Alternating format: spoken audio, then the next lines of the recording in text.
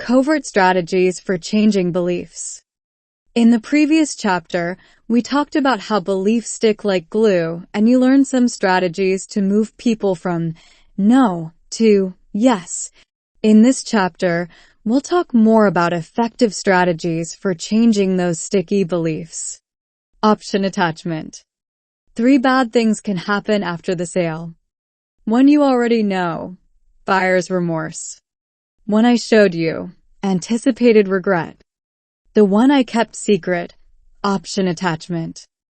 I'm going to show you how and why these things will dramatically reduce your income if you continue as you have. I'm going to show you how to eliminate all 3 of these experiences so you can keep making sale after sale and, more important, retain customers forever. There she is. She has a choice between 2 good options. And that is what choice attachment is all about as you think about your life and selling situations. Guy number 1 is attractive. Quiet. Not that sharp. Not an idiot. Goes hunting and fishing whenever he can. Plays pool out of season. Knows a lot of people, especially from the bar and hunting. Average income. Survives the job. She thinks that means that if she picks him, she'll have time for herself, time with her girlfriends, and probably an occasional party at the house with all of his friends over. Not a bad deal. And the freedom will be kind of nice. The lack of income will be a drawback, but so what? It's not like he hates his job. Guy number 2 is also attractive. Sharp as a tack. Doesn't go play with boys. He has a few close friends that come over to the house, but not many others. Likes to be at home more. Has a high income. Likes his work. She thinks that means that he'll be home with her a lot. Lots of time together. Lots of time to get to know each other. Lots of time for playing, talking, cuddling. It would be nice not to have to worry about money. Be able to have no major stress there is very good. And he actually likes his work. What does she do? And what happens to her feelings about her decision and the good guy she leaves behind? She ponders the dilemma every day for weeks, months. No matter who she chooses, one thing is certain, and she is oblivious to this fact as soon as she chooses. The other guy will appear to be a much better choice than he appeared just days ago. You'd think that she'd feel good about her decision. Relieved. Happy. Comfortable. But no, the opposite is the case. This is what happens with your customers when they think about your product or service. You've never been shown this information by anyone anywhere in the world of psychology, marketing, or sales. So I will show you, and of course, I'll show you how to overcome this challenging scenario. This scenario is all about option attachment. Ponder this sentence. Your customer who thinks too long will feel that choosing is losing. Not a good thing.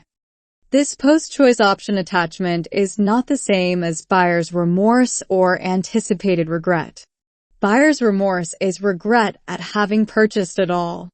Anticipated regret is the situation in which the customer experiences a feeling of wanting to avoid regretting his decision later. No matter what the outcome of the choice the woman makes, even if her guy is nice, treats her well, she likes him and vice versa, it's all good. The other guy looks better than he did immediately before making the choice. This is true in buying cars, investments, and just about everything else in life, and you can imagine the trouble that can come. The woman has for months thought about her decision. And this is indeed one of the core elements of the problem.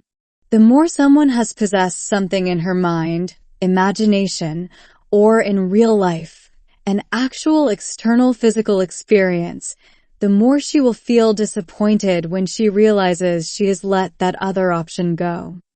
In other words, our woman is now seeing the guy she dumped as far more attractive than she ever thought, and her emotional response is proving to her that she may have made a mistake. And just what is this feeling she feels? Loss. She feels loss. Think of the feeling you get when someone you love dies or a pet dies. It's in that category. Research studies show that it doesn't make much difference as to whether our woman friend has imagined these two relationships in detail or experienced them both. When she chooses her guy, the other guy becomes more valuable in her mind. It makes no difference whether any of this is logical or not. Obviously, she isn't going to end up with both guys. And remember, the guy she chose turns out to be a very good choice. Doesn't matter. The other guy still looks much better than he ever did because she owned him in her mind and maybe proximity for months. Now she has lost him because of her decision. Her feelings today reveal that her other guy option was better than she had thought. And it's proven by her feelings. The other factor in the disappointment and feeling of loss? The degree to which she was attached to the other guy in her mind in the deliberation stage of her decision. The scenario above is one that makes it easy to understand the concept of option attachment and sheds great light on some facts that you must know to retain customers and make decisions easier for your prospective customers. 1. Do not allow time for your customer to develop a sense of attachment or ownership in the deliberation stage. The deliberation should be fast. The sense of loss will happen if you don't. 2. If you must explore more than one option with your client, then rapidly move the client from the option that is the poorer choice to the option that is the better choice. Do not let the person begin to feel a sense of connection with an option that he will not ultimately get. Discuss an option, then make it obvious why it needs to be dismissed and dismiss it. Of course, there is much more about option attachment that costs you thousands of dollars per year in business. And yes, in the coming chapters, I'll have much more to share with you about option attachment and how to deal with situations like this. Covert persuasion power. What convinces? They've said no, or are right about there. You have a hotly debated subject, and it's crucial to gain compliance. Perhaps your clients are being very resistant. You know they should agree because the answer is obvious, but they don't. You've tried everything. Now what? Here are some powerful ways that you can persuade the unpersuadable, and a few that they taught you to do and failed, and you thought it was your fault. It wasn't. The first powerful technique is experiential influence.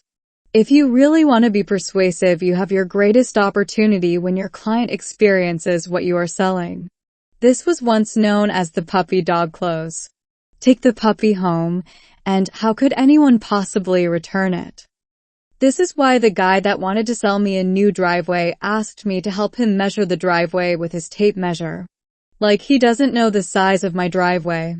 It's why the real estate agent takes you through a house and then has you describe aspects of how you would be living there. It's why the automobile salesperson gives you the keys and lets you hit the road.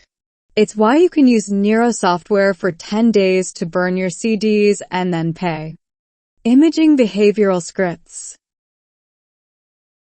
A behavioral script is a precise set of instructions and images that you give to your client, such as, imagine walking into that IRS audit with someone there who will take all the heat for you and answer all the questions so you don't get pressured.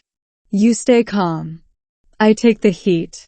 That's the way it works, and we keep your tax bill in check. Specific instructions and images. A. Imagining oneself performing a behavior changes the person's intentions toward the behavior. If people can visualize themselves going to church, hearing the sermon, singing the songs, praying, and so forth, then they are more likely to change their mind and move in the direction of the imagined experience in real life. B. The more often someone imagines a behavioral script, the more his intention and attitude change toward the desired behavior. If you can get your client to think of whatever experience you want to have over and over again, or regularly over a period of days or weeks, he will become more comfortable with the experience and his attitude will change toward the behavior. See, these changes do not occur when the main character in the imaging is not the person himself. Patterns that reference others, such as, I remember working with someone just like you, and they did X, changed to Y, and Z happened, are not as effective. In selling, this was called feel, felt, found. There is little benefit to this pattern when compared with other strategies of communication. D. The intentions and attitudes hold at least 3 days when pondering the real-life experience. Unlike high-pressure selling tactics, these tools persist and stick for a few days. This dispels some beliefs about visualization and reinforces others. More importantly, you now know what works. I wish I had known this 20 years ago. There are 2 ways people attempt to persuade. One works. One doesn't. Only highly evolved people will ever call into account their beliefs about anything.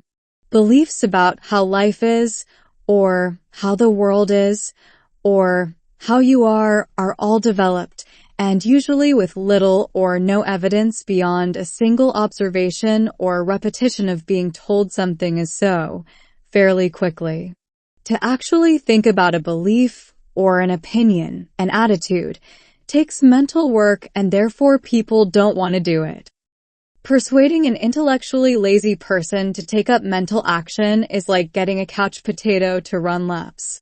Persuading an intellectual genius can be just as hard because they have spent so much time defending their beliefs on every level.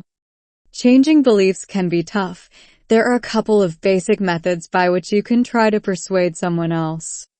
If you will recall, I shared with you that when people who hold a belief are presented with rock-solid information showing their belief is false, remember the capital punishment as a deterrent to crime discussion in persuasion research. They simply internally defend their beliefs against the incoming new information and dig in deeper. And remember, you've discovered that people's beliefs and opinions are sticky even when they are told by the originator of their belief that the originator completely lied to the person. Doesn't matter. The person still believes. And I've shared with you how people who have limited knowledge about something, like I do about cars, lawnmowers, and feminine hygiene products, for example, are not convinced by information of high quality, say statistical analysis, but by lots of different points. Yes, people continue to play the Powerball even though the odds of winning that big jackpot are roughly the same as dying 7 times in plane crashes, even in the post-9/11 world. You can't convince the average person otherwise because statistics mean nothing. Their experience of seeing 10 people on TV who have won is all it takes to prove that they too have a chance. They don't. Okay, you'll need to keep those 3 factors in mind as we look at just what does change minds in addition to the very specific visual images I shared with you last time.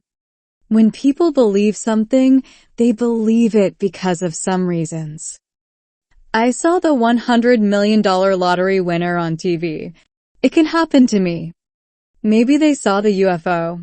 Wow, they must be real. Maybe psychic was right on the nose. I knew it. They can see my past and future. The economy soared under Clinton. He was a great president. The 9/11 tragedy happened during Bush's presidency. He blew it. Lousy president. That's one way thoughts or experiences become beliefs. Someone sees it, they believe it. Then they generalize it to mean always and forever. Can't trust those salespeople. Can't trust those politicians. Can't trust Catholic priests. Can't trust.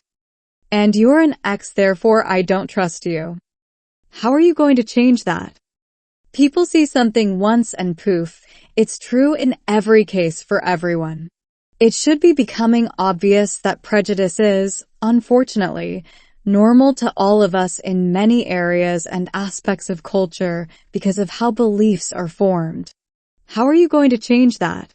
Beliefs, attitudes, prejudices, ideas. What's it going to take, whether it's about you, your company, your business, anything.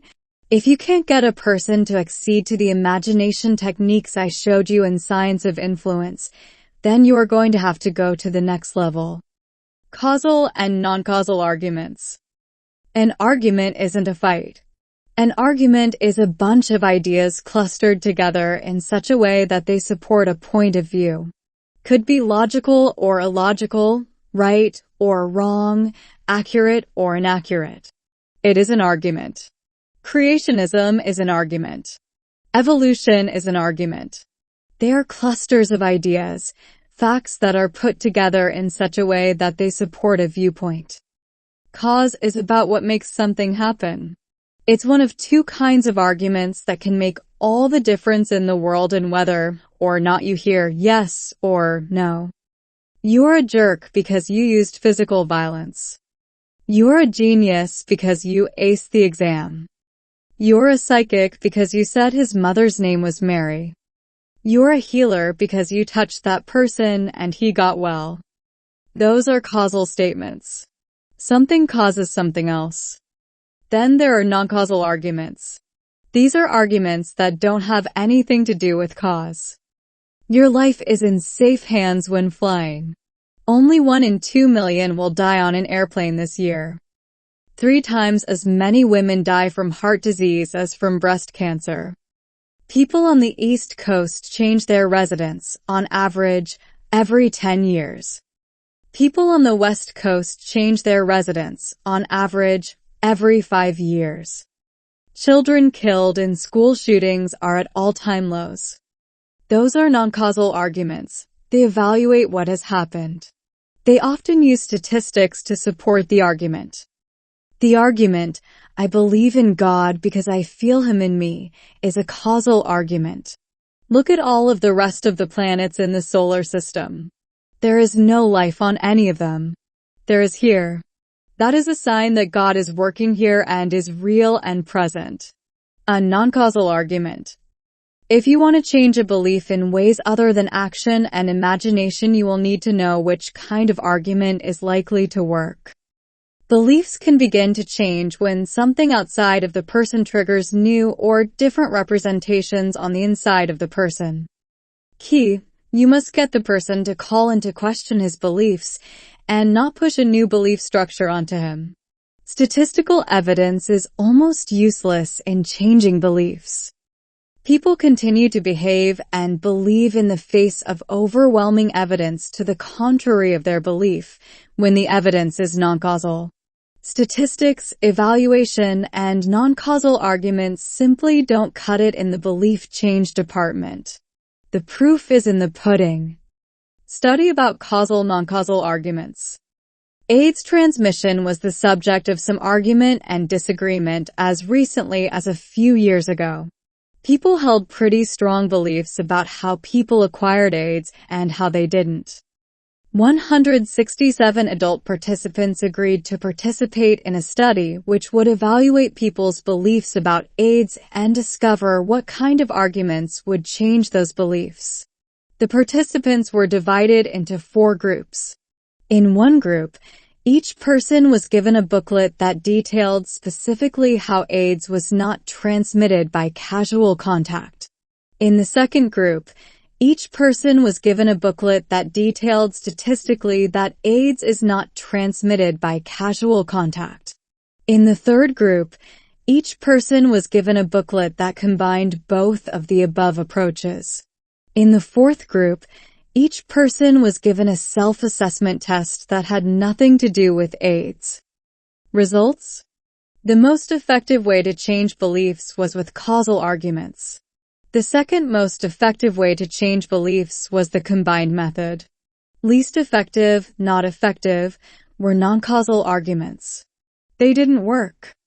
Slusher and Anderson, 1996, completed another more elaborate research project with more people and the extra variable that people could commit to take action on their new beliefs through volunteer work. Once again, those who read the causal arguments were changed the most. Those who committed to take action on their beliefs had even greater long-term change. Great thought experiment. One night last year, Jay Leno, The Tonight Show, had George Carlin, Courtney Love, Ozzy Osbourne, Ben Affleck, Kid Rock, Snoop Dogg, Sylvester Stallone, and a host of other celebrities share their memories of their experiences on the decade-long hit TV show, Friends. It was absolutely hilarious. Great fun. I laughed and laughed. Of course, none of them was ever on the show.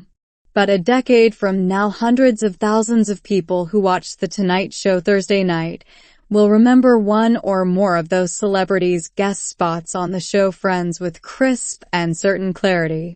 But, as I just said, none of them was ever on the show. They will go through their Friends DVD collections and try to prove to their buddies that Ben Affleck really was on the show as a guest star in one episode. They'll remember what happened, whom he interacted with, and how funny it was. They'll know which show it was on. Of course, they'll never find it and be dumbfounded. They will tell their own friends that they were positive that they saw Ben on that one show. Okay, so people have weird memories. So what? What's it have to do with influence? Change? Selling? Marketing? Oh, just everything. You see, if you can apply the gold you learn here, you will add clients, be far more influential, and save sales you would have lost every time in the past. Applications. Wouldn't it be nice if you could facilitate your clients remembering how good you really were? Wouldn't it be nice if you could keep a powerfully positive image and message about you and your product at the forefront of your client's mind all the time? Wouldn't it be great if your client defended you and your services instead of calling them into question when talking with others? How about virtually guaranteeing positive word-of-mouth marketing? You've never read about this anywhere. You've never learned this from anyone. It's new and it's for you. Be prepared to be blown away. People don't just remember it, an event, personal history, what happened an hour ago, how well your service worked for them last time. They often remember it in many different ways. Said another way, people have multiple memories and playbacks of actual events. Quite often, people forgot their actual experience and instead remember incorrectly what their friend said about how the event happened. Remember last year in the Science of Influence series, when I shared with you how by suggestion I could get you to remember an event that didn't happen. Sometimes they tell you that they did it, and sometimes they tell you that they didn't. They might believe each story equally and completely forget their first recollection, thinking you have lost your mind. Sometimes you were the good guy and sometimes you were the bad guy. In the past, I've shared with you how the memory does not work. It doesn't record like a video camera. It collects information and shakes it up with other beliefs and attitudes and memories and external, environmental, influences, and then gives you some output, and then the memory changes every time you bring it to mind. If I have made your heart race about the absolute fragility of each person's opinion about you, your product and service, I'll come back later and instill another roller coaster-like feeling with what happens if you do not take this to heart and follow the strategies here. Now let's go look at some background. You're on a jury. You hear an argument from an attorney or testimony from a witness. After listening to it, the judge tells you to ignore it and notes that the testimony is stricken from the record. Forget it? Impossible. It's often made more powerful by the very suggestion of forgetting it. I'll show you how this happens later. What's interesting is that when you tell people that what they have just heard or seen is not true, whether from the source or someone else, the memory in no way deletes the information. In fact, when the correct information is finally given, shared, or shown to the individual, the person still is largely influenced by his original exposure to the information or experience. Problem: once a person has formed a belief, it is difficult to replace it or delete it. Here's how people remember. Participants in a research project were asked to figure out which suicide notes they were shown were real and which were fake. After they finished reporting which notes they thought were real and why, then those that they felt were fakes and why, they were given feedback about how accurate their guesses were. Later, when they were asked how well they thought they would do when first presented with the task, the participants reported something fascinating. Participants who were told they did poorly remembered that when faced with the project, they thought they would do poorly. Those participants who were told they did well remembered that when faced with the project, they thought they would do well. Participants were given feedback at random. Their reports were anything but. People remember thinking, predicting, guessing, estimating what actually happened as opposed to what they thought would happen. This kind of research has been done over and over again in different contexts, and the results come up the same every time. As long as the person doesn't publicly communicate his thoughts, feelings before an event takes place, you can be certain he will remember predicting the result as it actually happened and not what they thought at the time. In 1981, an article was shown to participants. It was a retrospective view of President Richard Nixon entitled, "Was Nixon a Crook?" The article completely discredited the notion that Nixon was a crook. The participants concluded that Nixon was indeed a crook. The suggestion of the article title was everything. Wegner and Erber, 1992, 1995, showed in different studies that telling someone not to think of something makes it more likely that the person will indeed think of it. Indeed, this is how people think. In marketing, selling, therapy, and relationships, your job is to head it off at the pass if you can. Otherwise, the person will have a belief that becomes a filter for all future communication about that subject. Attempting to change the filter is like getting me to change the oil filter on a car, an arduous task at best. Lord, Ross, and Lepper, 1979, call this confirmation seeking. People will look to find what confirms their beliefs. It's that simple. These authors also found that people who believe X will not look for evidence to disconfirm their belief, and when they do see it, they will discount it. When psychologists are given information that creates a belief, a kind of study that is far better controlled now than it has been in the past because of the huge long-term effects of creating false beliefs in people, then told the information was made up. The psychologists still tend to believe what they were told or not discredit it completely when evaluating information. And these are people who should know how the mind works. Think about these amazing facts of human behavior. 70% of Americans once gave an opinion in a nationwide opinion poll about an act that didn't exist. Some felt the states should take care of the responsibility. Some felt the government should. People have an opinion on things that don't even exist. 40+% of Americans chose the last option of 3 when asked what their opinion was on how easy getting a divorce should be in the USA. This was true regardless of which option was offered last. People picked the last choice. Remember this. Sales of jams in a store increased by 10 times when people could sample up to 6 jams versus those days when the store offered 20 options. More choices increase sampling, not sales. College students report cheating to be wrong in what appear to be anonymous forms. Given the opportunity, even those students reporting strong attitudes against cheating on exams immediately cheat when given the opportunity. What people say and what they do are two very different things. When pollsters ask people what is the most important issue facing the nation, people respond with hundreds of different answers that are completely different and in greatly differing percentages. When pollsters ask people to choose from a list of options which is the most important issue facing the nation, people don't tell you what they think. They select options from those you give them. When people are asked about such hot topics as nuclear weapons, they will respond with opposite opinions depending on how the question is phrased. Framing is the ballgame.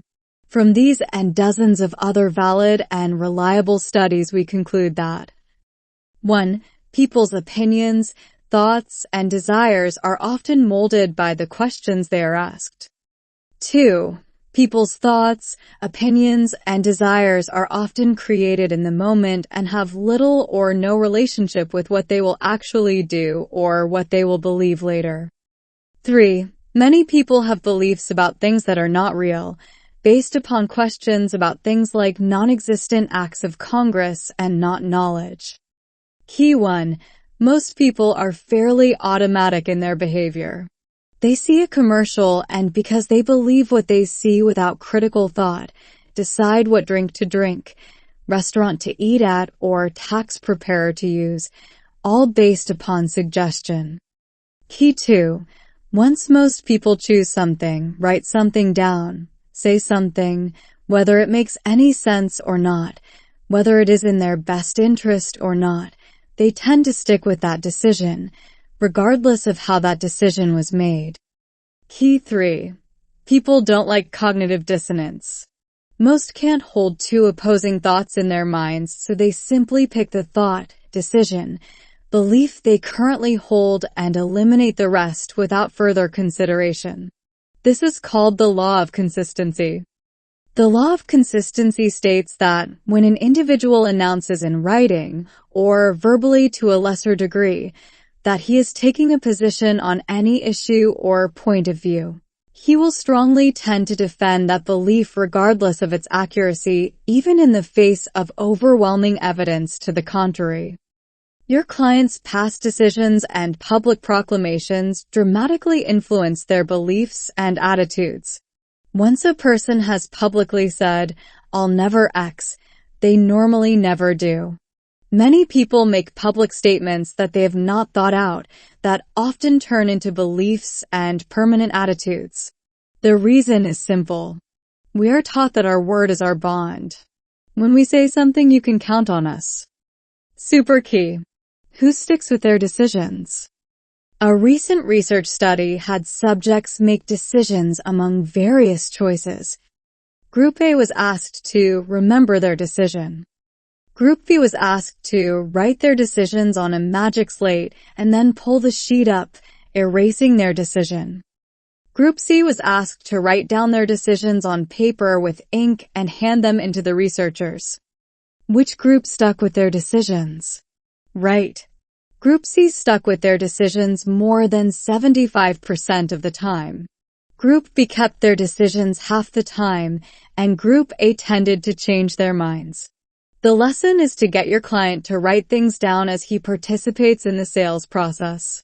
He could write down anything from goals for the coming year to what he would really like in a car, a house, a stock portfolio, or a vacation timeshare package.